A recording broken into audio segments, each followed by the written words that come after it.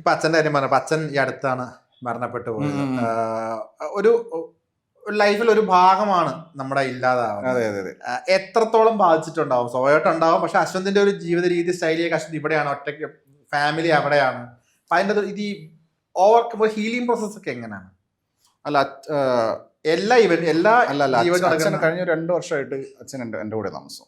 അച്ഛൻ ഡയബറ്റിക് ആയിരുന്നു. ഫ്ലാറ്റിലായിരുന്നു അമ്മേ. അപ്പൊ അച്ഛൻ്റെ കൂടെ അമ്മ വേണമല്ലോ. അപ്പോൾ അച്ഛൻ്റെ ഗ്രാജുവലി ഈ ഡയബറ്റിക് അതിൻ്റെ പ്രോസസ്സ് അറിയാലോ. കട്ട് ചെയ്ത് കാലിൻ്റെ ഓരോ പോർഷൻസ് കട്ട് ചെയ്ത്, ഒരു കാല് കട്ട് ചെയ്ത് അത് ഹീലായി, പിന്നെ കട്ട് ചെയ്ത് ഇപ്പോൾ 2 വർഷമായിട്ട് ഇങ്ങനെ ഗ്രാജുവലി ഒരു 2 months കൂടുമ്പോൾ സർജറി, ആൻജിയോപ്ലാസ്റ്റി, അങ്ങനെയുള്ള ഒരു പ്രോസസ്സായിരുന്നു. അച്ഛനിങ്ങനെ വീക്കായി വരുന്നത് ഞാനിങ്ങനെ കാണുന്നുണ്ട്. അപ്പോൾ ആ ഒരു മരിക്കുന്നതിന് മുൻപുള്ള ആ പ്രോസസ്സാണ് നമുക്ക് ഭയങ്കര ബുദ്ധിമുട്ട്. കാരണം ഐ ഓൾറെഡി ന്യൂ, മനസ്സിലായോ, ഹി വുഡ് ഡൈ എന്നുള്ളത് എനിക്ക് മനസ്സിലായി. ഓൾറെഡി ഞാനത് എക്സ്പെക്ട് ചെയ്യുന്നുണ്ട്. പക്ഷേ ആ പ്രോസസ്സ് എനിക്ക് ഭയങ്കര ബുദ്ധിമുട്ടായിരുന്നു. മരിച്ചു കഴിഞ്ഞപ്പോൾ ആക്ച്വലി ഐ ഗോട്ട് റിലീവ്ഡ്. കാരണം അതെന്താണെന്ന് വെച്ച് കഴിഞ്ഞാൽ അച്ഛൻ അങ്ങനെയുള്ള അച്ഛനെ കണ്ടുകൊണ്ടിരിക്കേണ്ട ആവശ്യമില്ലല്ലോ. അത് അച്ഛനെ ബുദ്ധിമുട്ടാണ് കാണുന്ന. പക്ഷെ അമ്മയ്ക്കൊന്നും ഞാൻ എടുക്കും പോലെ അക്സെപ്റ്റ് ചെയ്യാൻ പറ്റൂലായിരിക്കും. പിന്നെ എനിക്ക് ഞാൻ എക്സ്പെക്ട് ചെയ്യാത്ത സമയത്ത് പെട്ടെന്ന് ഒരു ദിവസം ICUലായിരുന്നു, ഹോസ്പിറ്റലൈസ്ഡ് ആയിരുന്നു.